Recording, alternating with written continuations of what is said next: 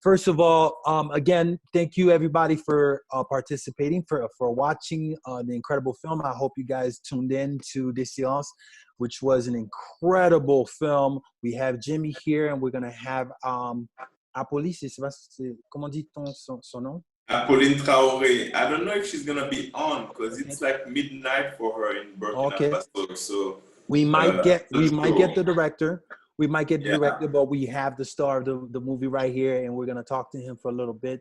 Again, welcome to the 5th Annual Haitian International Film Festival. Again, I'm going to say it again, the 5th Annual Haitian International Film Festival. We're just very proud and very humbled, and at the same time excited to have this day. The day is to this moment right now is the last one, so we're excited to end this, and at the same time, just excited for you guys to continue to watch it because it will still be on the site, so you could still see all the films and all the shorts and all the panels that we've done for the past 2 days.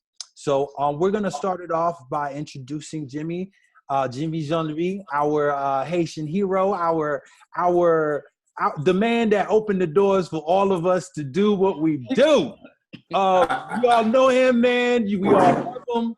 The Haitian, our Haitian soldier, president, you name it, in the arts.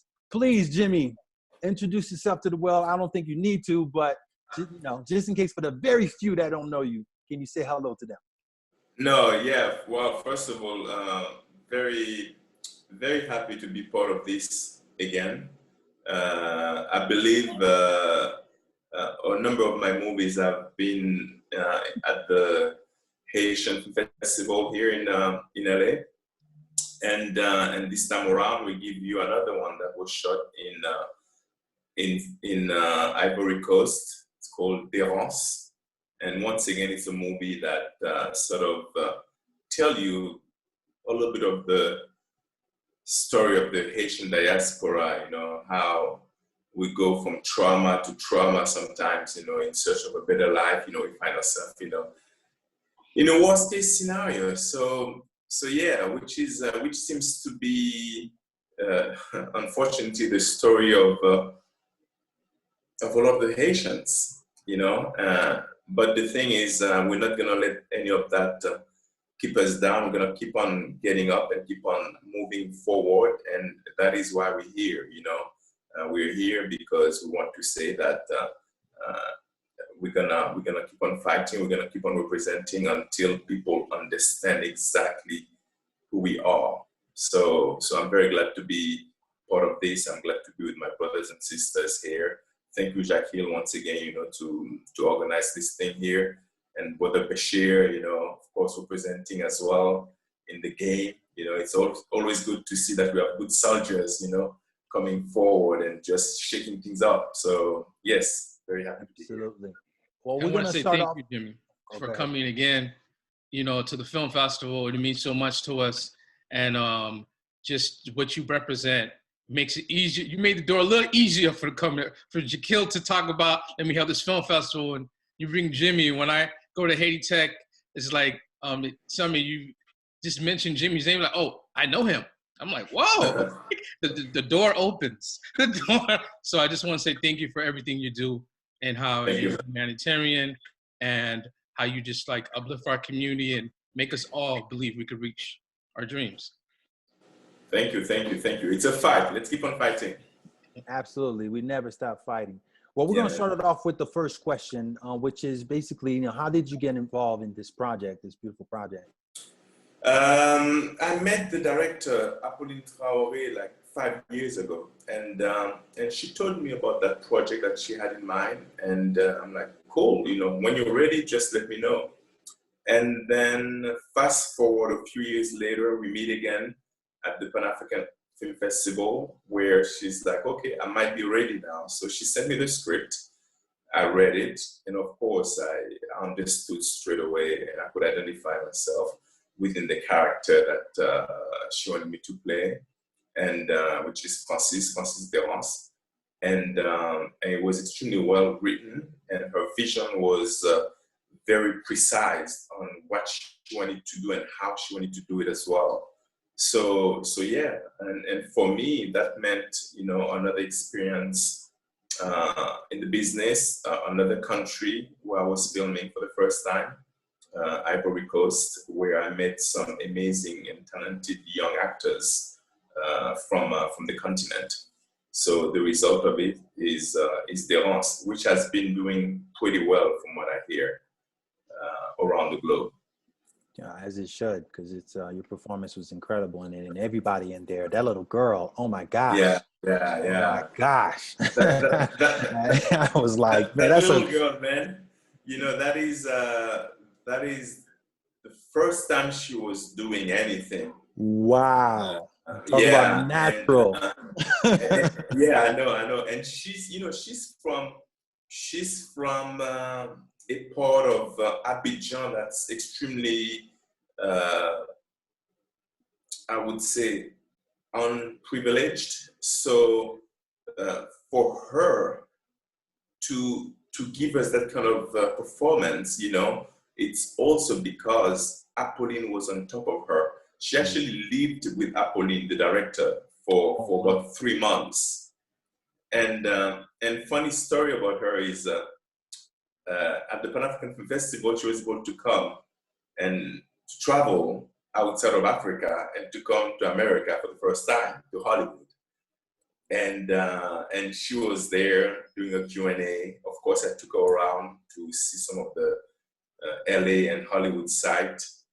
And for her, coming from where she's coming from, it's such a huge jump. I don't think we have any idea on what that means to her and her family as well. And the sad thing about those kind of situations is that as talented as she is, unfortunately, we don't have the infrastructure to keep on supporting her. Because if it was any young actress from some other countries, let's say from here, for example, I'm pretty sure that by now she would have done 3, 4, 5 other movies. But her reality is that she's probably going to go back home and do what she was doing before the movie. And, I just hope that she will be supported by some of the people in Ivory Coast. And I also hope that if anybody from this panel or anyone from the film industry liked what she did and wants to support her, please just give a call. I'll be the man connecting the dots if necessary, because she was unbelievably good.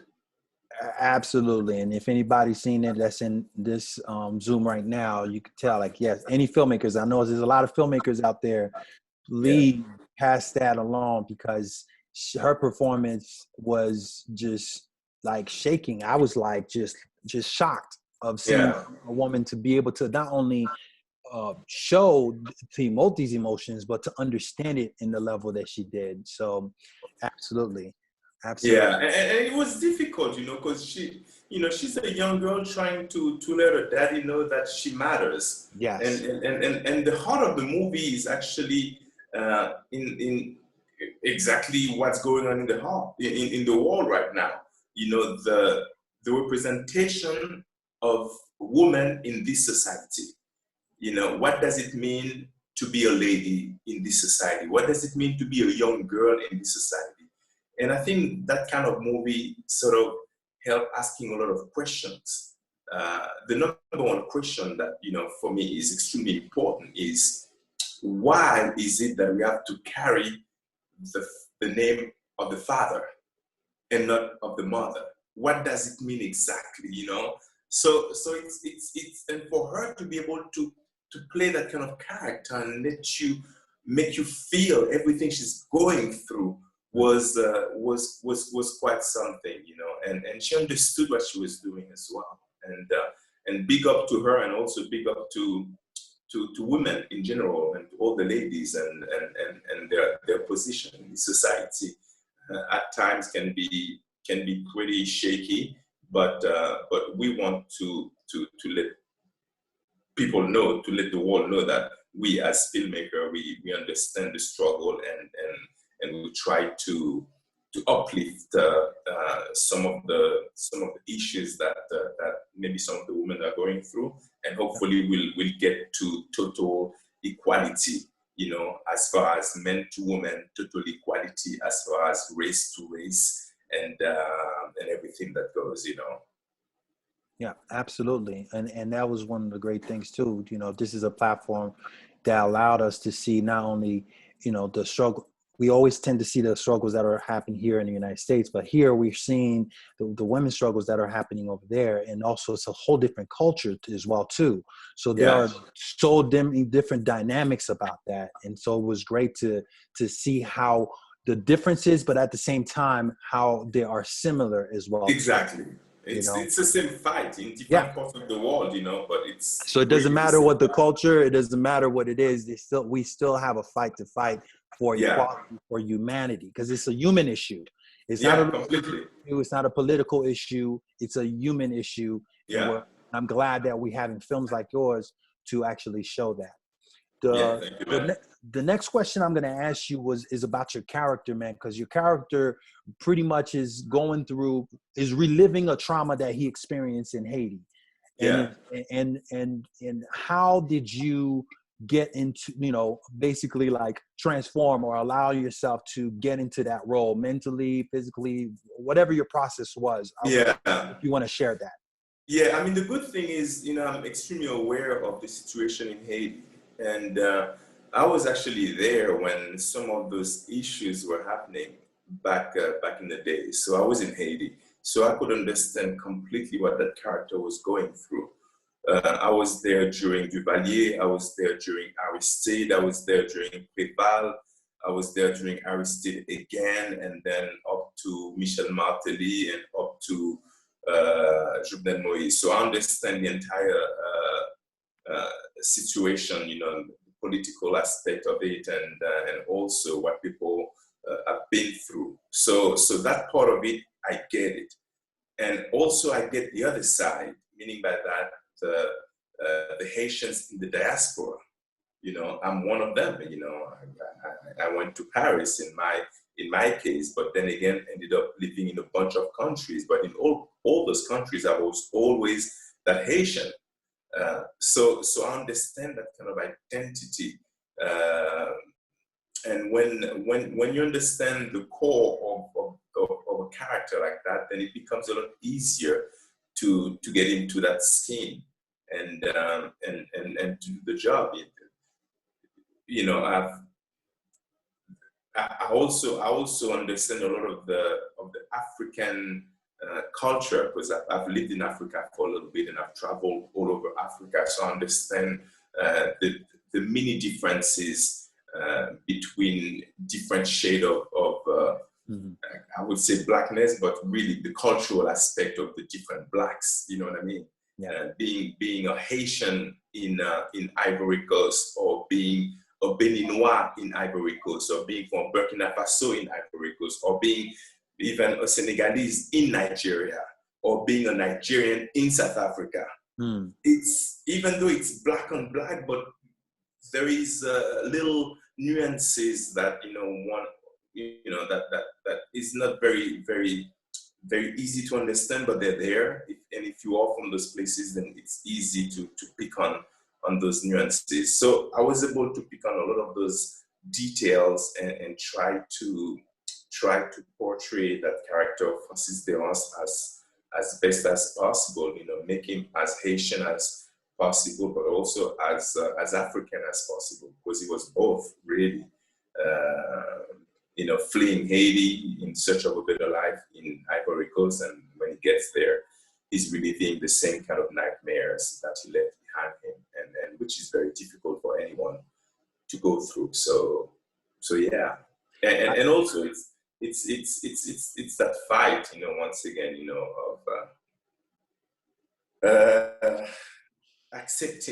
accepting who you are fully. You know what I mean? It's a struggle for a lot of people, but once you get to full acceptance, that it makes you better. It makes you better. It's yeah. Yep. No, absolutely. Absolutely. One of the shorts that's in the festival literally talks about that. The one that actually I'm in basically says exactly what you just said, which is Oh, really? once you open up your mind of really accepting who you are, especially as a Haitian man, the world opens up for you. Literally, Completely. it opens up for you, the good and the bad. That's the Yeah. thing. There's this thing that we do as human beings, not just Haitians, as human beings alone. We always try to edit our history or edit our ancestry, right? And always Yeah. keep the good stuff. And it's like, no, learn the entirety of it so you can Yeah. be better. Because if you Exactly. don't know both sides, how are you gonna grow? Yeah. You're just gonna repeat something that's been there already. But if you Yeah. really want to go to that next level, being fully intact and understanding your world is great. And it was so great to see that in the beginning of the film of how well a Haitian character is just. He was going through his day. Things were great. He was living the life, and that was a beautiful thing to watch too, Yeah. to show how we basically could survive anywhere. Yeah. And that was important. I love the fact that there's a beautiful arc of seeing him at a good place, not just start off in a bad place. He started off in a very good place Mm-hmm. to handling the trauma that he has to endure. Yes, indeed. The next question we're going to talk about is you've worked internationally, and we wanted to know, how does the experience impacts, like, being an international actor, basically, how does it impact your perspective, and how does it impact the films that you make or the roles that you play? I guess as an actor here in America or in Hollywood, I came from different places. Yes, grew up in Europe. Yes, born in Haiti and also lived in Africa. I always thought it was important to tap into all those different countries and markets and cultures and put some of those characters, or participate in some of those productions, because as an actor, yes, my base is here, but I don't believe that I'm obligated to just do projects from here, especially when I have a background that allows me to explore other places. I speak other languages, so why not using those languages as well, to have a complete presence in France, in England, in Nigeria, in Ghana, in Senegal, South Africa, and many other places, in Haiti, of course. So I just think that it's a lot more fulfilling to explore the world as an actor versus trying to be extremely successful in one place. Because at the end of the day, the only thing we got for us is our experience. So it's up to us to decide to live our lives the way we want to live it. And I've decided a long time ago that, I'm going to have an experience that is as rich as possible, not necessarily in money, but in life experience. And I think that's why I make an effort to explore all kind of markets and do movies all over the world. And also it gives me a sense of freedom, where I don't feel like I'm obligated to do anything anywhere. If I don't have any jobs here, it's okay, because I can pick something else somewhere else. So it gives me that freedom of just choosing sometimes some of the projects that I want to do. And for me, that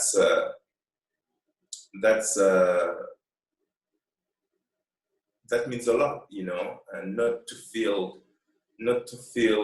locked into a game where you're forced to do certain things that you do not want to do.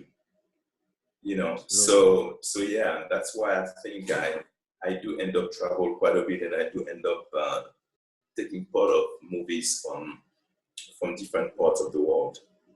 That's beautiful. So basically, you're saying lean into the fact that you are different. Lean into the fact that you have a background, you have a culture. So to anybody that's out there that have a rich background and is holding on to their culture, you know, Jimmy is a prime example. Just like you heard what he just said, he's a prime example of not allowing Hollywood to put him in a box. Yeah. And what's beautiful about it, he didn't wait for anybody to come to him and say, hey, man, why don't you just go over there? He took matter into his own hand and opened the doors for himself to go to the international places. So a lot of actors, completely, because it's difficult. Because I mean, you know, you know, because for me, I have to say that even when I started to explore different markets, it was a battle between myself, my managers, and my agents, because they could not understand what the heck I was doing. You know what I mean? Because for them, it's like they don't understand why you want to do other projects outside of the States. You know, we have to understand that sometimes we're dealing with people that are very small minds. You know, they only know what they know. Yep. They and only small, know what they know. Also objective too. They have their own objective. Yeah. Remembering as an artist, and that's why, you know, we always gonna look at you as the gate opener for all of us, because you have been the prime example of going, no, we could take our own voice and go to it. Because what usually they do is, right, you're known as the one of the, I mean, not one, you are the top Haitian actor in our industry. So what they usually do is just put us in this little niche and just ride that out until there's no more. It's frustrating. It's frustrating because you're sitting there, you're like, I could do other things. But here you are, you were like, that's nice, but I'm going to go over there. And what were the conversations that you had to have? Like, I know they were probably hard because I'm having the same issue with my representation, because I'll be like, I want to do something more in French or in Creole. They'll be like, You're always afraid, like, oh, you're going to miss pilot season. Or if there's a project that's shooting, say, oh, well, you know, it's a money issue. What are the obstacles you see you bump into when it comes to international films, like such as a film like this one?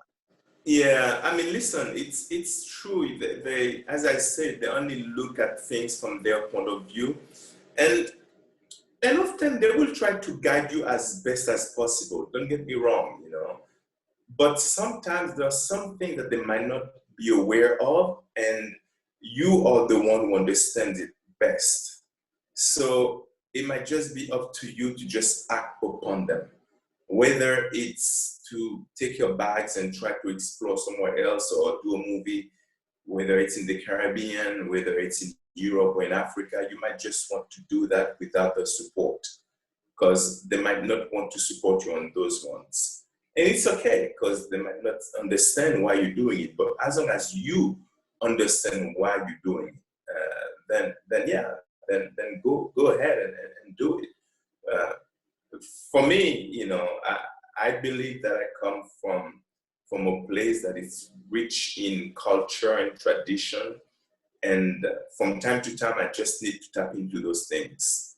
I cannot just leave all that behind and think that my life now is just here. For me, it doesn't make any sense. But that's me. And I'm completely at peace with that. That's why I go back and forth, whether it's to Haiti, whether it's to Nigeria, whether it's to Senegal and all those places, because those places make me feel very happy.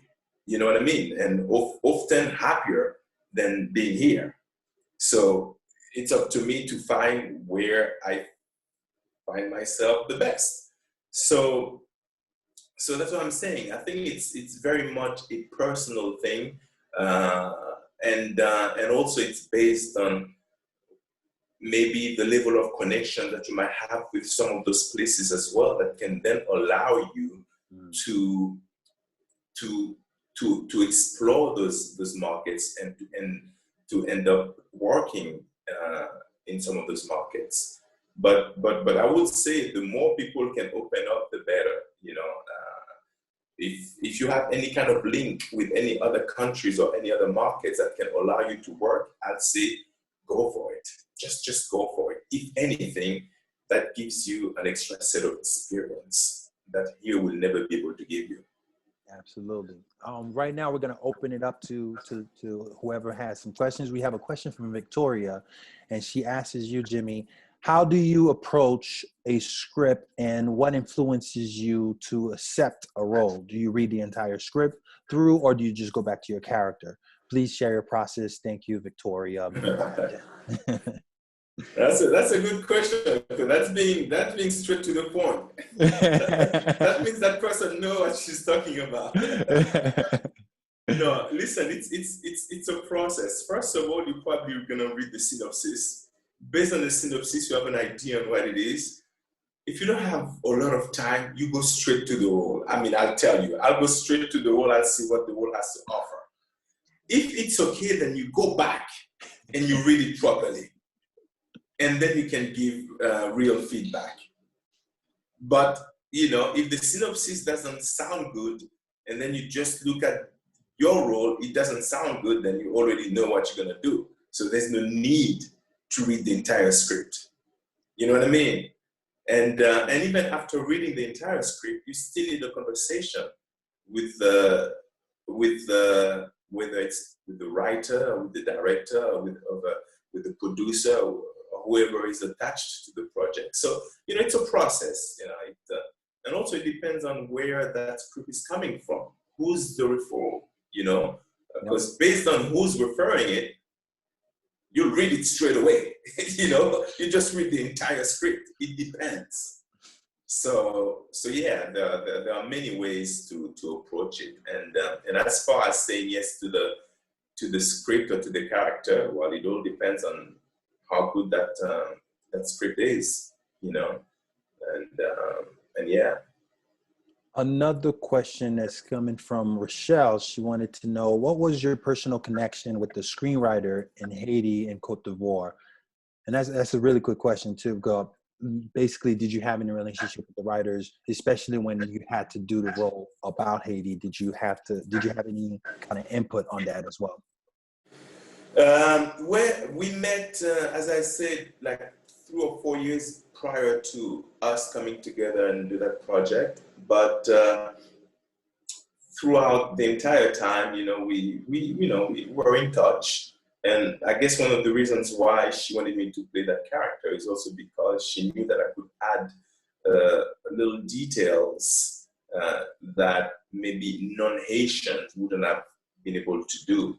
So yeah, based on my own experience, we had little conversations and we tweaked things here and there. But the reality is that she's the kind of director who knows exactly what she wants, and she gets it. And she was extremely well prepared. And all I had to do really was to, maybe share some of the things that I thought would bring authenticity to Haiti and to my character. Otherwise, yeah, I mean, I'm the kind of actor who respects everybody's position. I'm not going to tell the director how to direct a movie. I'm not going to tell the DP how to light a scene. So, if a professional is there, it's because they deserve to be there. And on set, I just do my job as an actor if I'm an actor. If I'm attached as a producer, then it gives me more room to be creative. Then it's a different story. But if I'm there just as an actor, then I just respect my position. And do you know if there's any historical connection with Haiti and Cote d'Ivoire?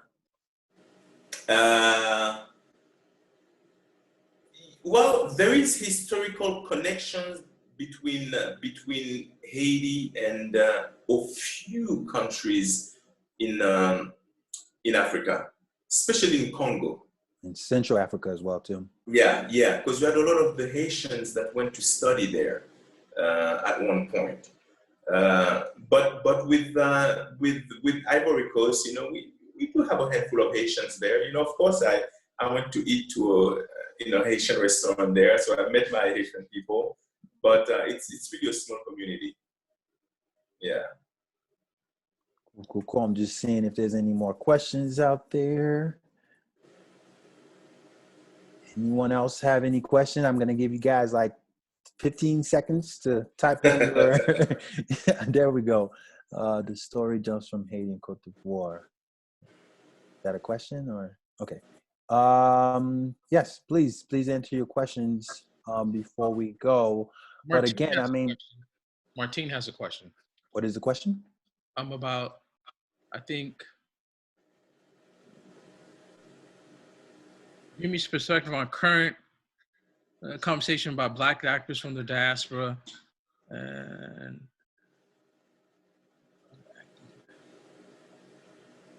use your glasses, Jacques. I guess I wanted to know more. Some people really want to know more about the story and you know, the story itself. What do you think it's for me that when I saw it, the main character is about the little girl.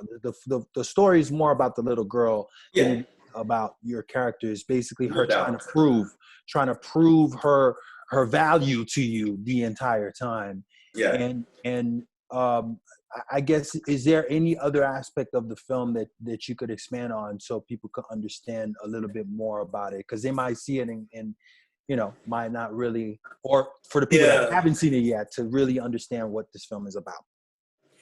Well, I think the number one thing is the movie was directed by a woman, which is a big deal, because to be a female in Africa, Burkina Faso or Ivory Coast, and direct a movie is a big deal.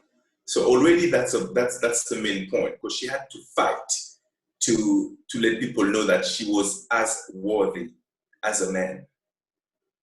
And I think she's always had to fight throughout her life as well to keep on doing what she does, because she comes from a family where, I'm talking about the director, she comes from a family where, of course, people wanted her to have a different profession, but don't go into the arts, and also she comes from a country where the voice of the ladies are not as heard as the men. So for her, that was a huge statement, you know, to do a movie about the place of a lady or girl or woman in this society. She's using Ivory Coast because there is historically there is a lot of issues between Ivory Coast, Benin, and Burkina Faso, especially between Burkina Faso and Ivory Coast. I don't know if you guys knew about some of the issues that happened about 10 years ago, 2000, exactly what we say about the movie, 2010, 2011, when two presidents were highly publicized for fighting against each other. The entire world was talking about the two presidents, which was Gbagbo and Alassane. I don't remember his last name, but he's the president now of Ivory Coast. But the background of one of the presidents was from Burkina Faso, which created a lot of ethnic conflicts amongst the countries. So the movie that she wrote is not just for entertainment. There is a lot of events based on reality, you know. All the scene at the bar where those guys are, that's real, you know. Those kind of situations really happen, you know what I mean? And so yeah, I think anyone who hasn't seen the movie, if they get a chance to see the movie, they have a little snippet of what goes on, you know, in a place like Ivory Coast when it comes to the place of a lady in the society, and also the interaction of different kind of nationalities within the country. Whether, they're all black, but still, black from Burkina Faso, black from Benin, black from Ivory Coast, or black from Haiti, in the case of Francis Desrances. So yeah, I don't know what else I could add on that one, but I think the lead of the movie definitely is the girl.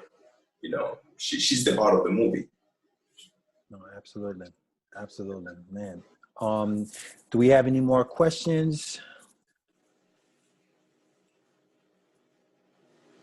We have one more from Martine, and she asks, Jimmy, perspective on the current conversation about race and Black actors from the diaspora playing Black Americans on screen.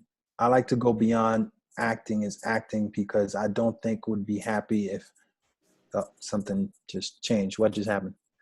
What? Something just jumped. I don't think, I'd like to go beyond acting to acting because I don't think would be happy if Black American played Toussaint or Dessalines in Haiti and in a film. First of all, Jimmy's only played Toussaint Louverture, so I don't think anybody's dare to even try. I don't think anybody's going to try to play that. I don't think any other thank you, man. Gonna try to touch those roles.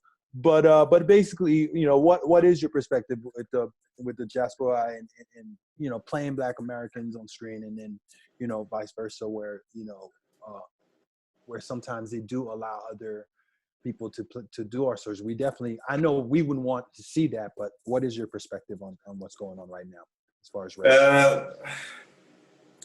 I mean, I don't really see it being an issue. I think they're mainly referring to the British playing Americans, really, because they're the one having a strong presence at a very high level.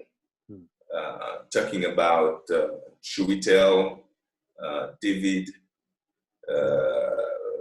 and mainly David. I think a lot of people complain about David playing Martin Luther King. And if you're Jamaican playing American, if you're from Trinidad playing American or Haiti playing American, listen, I don't understand the fuss about all that. If you can play the character, so go for it. You know what I mean? On the other side, we see enough Brits, Australian, South African playing American, Canadian playing American. Nobody cares for that. As long as you can do the job properly, go for it. If you are gonna go for a character that requires a different language, then if you can do it, if you can pull it off, go for it. I don't find that being an issue. At the end of the day, acting is acting. It doesn't matter where the actor comes from. And to go back to your point as far as Toussaint Louverture, I think at one point, Danny Glover was trying to do a version of Toussaint Louverture. I think he tried that for the past 25 years. Absolutely. And his perfect lead at one point was Wesley Snipes. And then at another point, it was Don Cheadle. Yeah.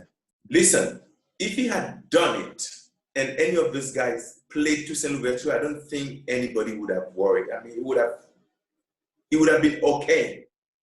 You know what I mean? And for me, it would have been okay as well, because I understand, you try to reach as many people as possible. And if those people are the ones that are going to get you to reach as many people as possible, why not?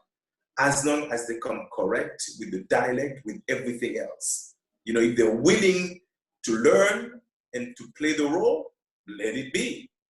But they have to play it right. They have to do it justice. If they don't do it justice, then it's a different conversation. You know what I mean? It's a different story. But if they play it well, then let it be. So personally, I don't find an issue with different nationalities playing American. It's because at the end of the day, I will ask whoever asked the question, what is it to be Americans? Who are the Americans? Who are the true Americans? Who's entitled to be Americans? Who's entitled to play Americans? You know, we're all foreign here. Let's not forget, guys. We're all foreign. You know, we're all a bunch of foreigners. You know, I don't see the Native Americans complaining about Caucasians being American or playing Americans. You know what I mean? So no, I don't see the issues.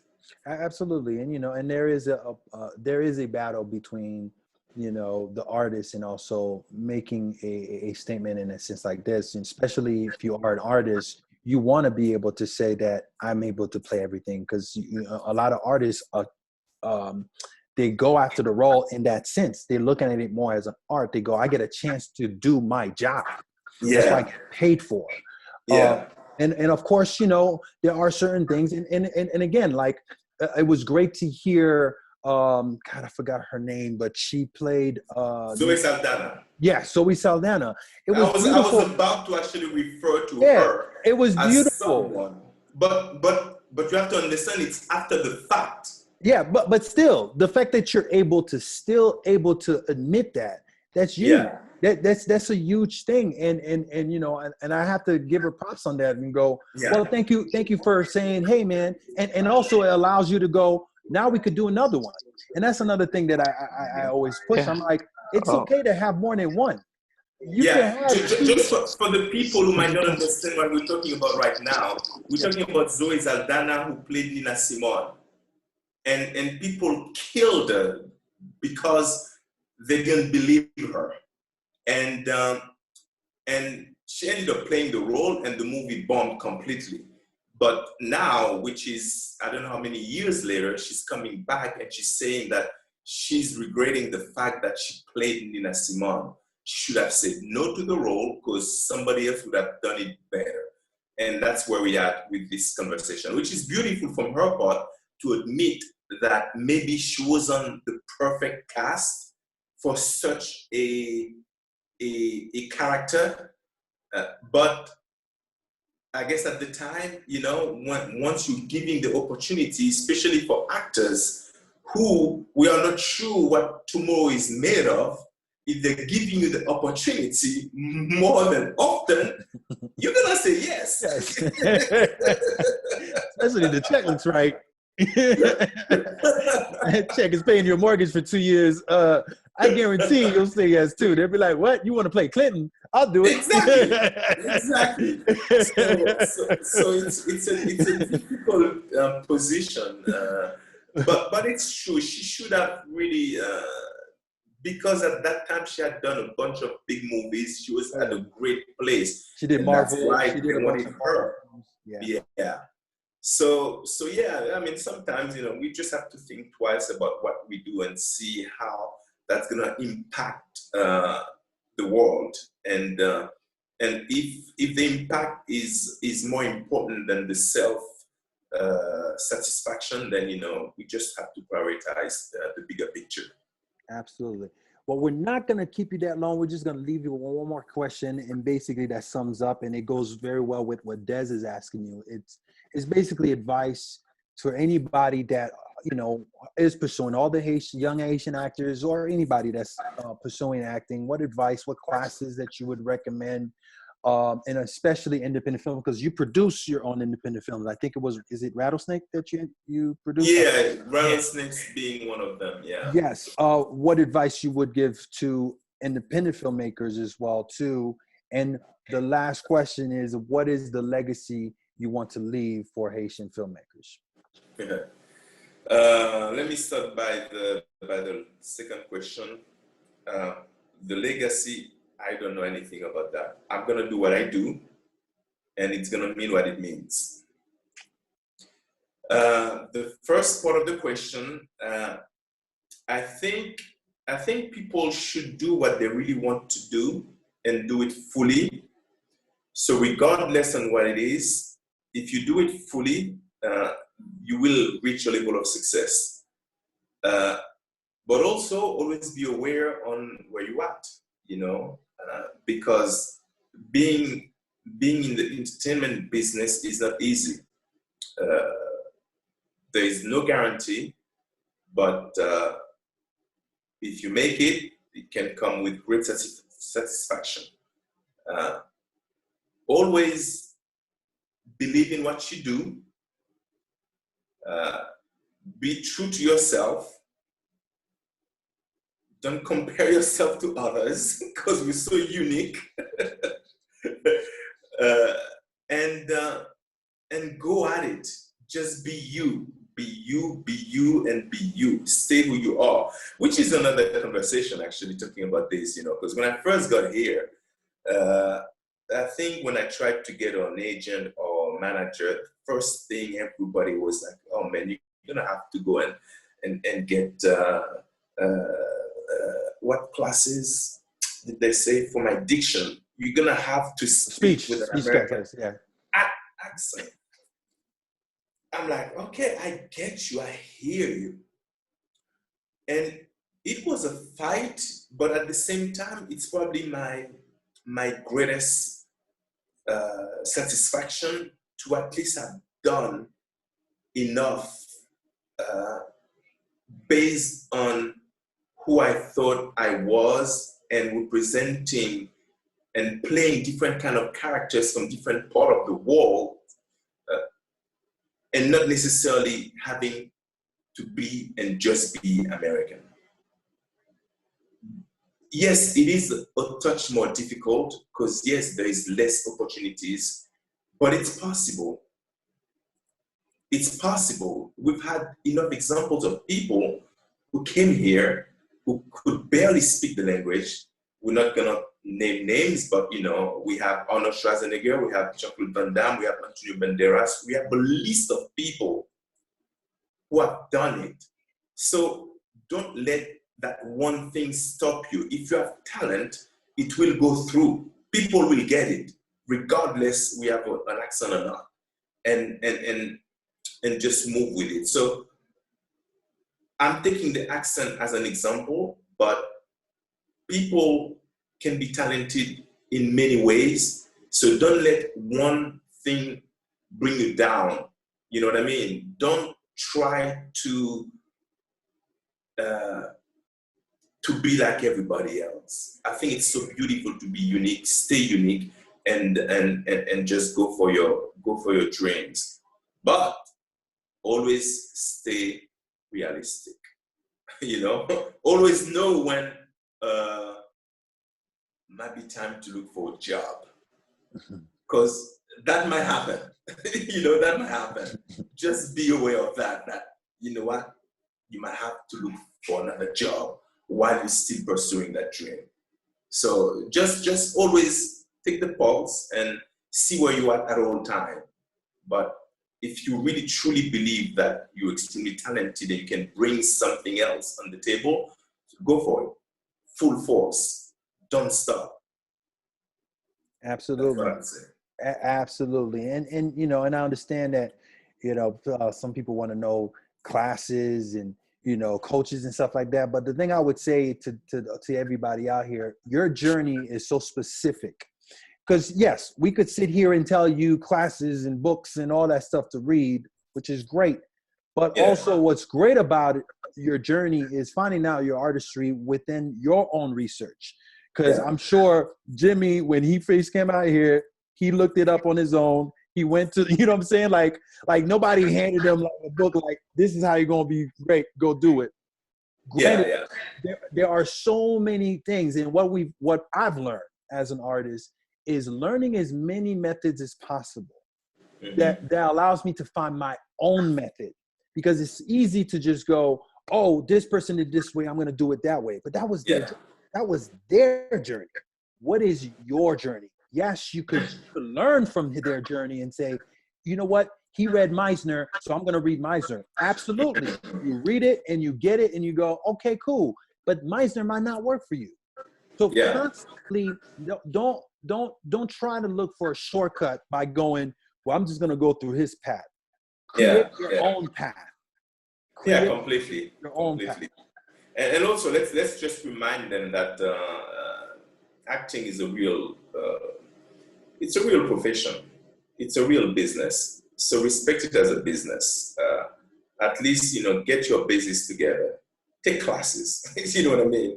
Nobody wake up and become a professional at anything without training, So just be trained. And as you taking your classes, you know exactly where you at. And that's how you sort of can gauge how good you really are. It's by going through the process of becoming a professional. Absolutely. And there are so many things. I will give you guys the Actors Studio, which is one of the, at a point it was like the Actors Studio was one of the top schools ever, and it still is on right now. It's still a free facility that offers acting. And so if people really, and that's a very good place to measure, because you have like gurus that are there for like, I'm talking about years. Yeah. For them to even smile at you, it's like, oh man, this dude smiled at me. That means I'm doing okay. So if you, like Jimmy says, taking classes is crucial because that's the way you feel the temperature of where you are at. Yeah. Also, the people that's in your class are coming up with you. You'd be surprised how, and this I'm finally learning now, how great it is to go on set and then work with a friend of mine that was in class with me and go, oh, we made it. Yeah. So those are the value of taking classes and learning. And again, fail. Don't be afraid of failure. Fail creatively. The difference between failing, but failing creatively, meaning at least give it a try and say, okay, cool. That might not work for me, but I gave it a try. I gave it my best, like he said. Completely. Give it your best. So yeah, man. So we're not going to keep you anymore, man. We just want to thank you again. Thank you for everything that you've done in the community and also for your beautiful film. Jack Will, I know I want you to with the last words. I just want to say thank you for closing out this film festival, and you never disappoint. He was like, I'm ready for a film in Africa. He's like, I got one next year. He got two. Another one. Well, he's doing this one. I see him doing another one. I'm like, Jimmy, I can't keep up. They're like, how many films? At least 3 a year. At least, and he probably got 2 in the man. Thank you very much, bro. Thank you very much, Jackal. Thank you very much, Bechir. And it was a pleasure, Bechir, by the way. So let's keep in touch, brother. And when time is a bit better over here, when we're free to do whatever we want to do, when we want to do, we just sit around a cup of coffee and talk. Thank you. And for all the other guys who are part of this Zoom, thank you very much for being here, and hope to see you very soon. Please keep on supporting the film festival. It's very important to keep the culture alive and to have any kind of presence, especially a strong Haitian presence in Hollywood. It means a lot. So keep representing. All right. All right. Thanks, Haitian hero. All right. Take care, guys. All right. Bye, guys. Bye, guys.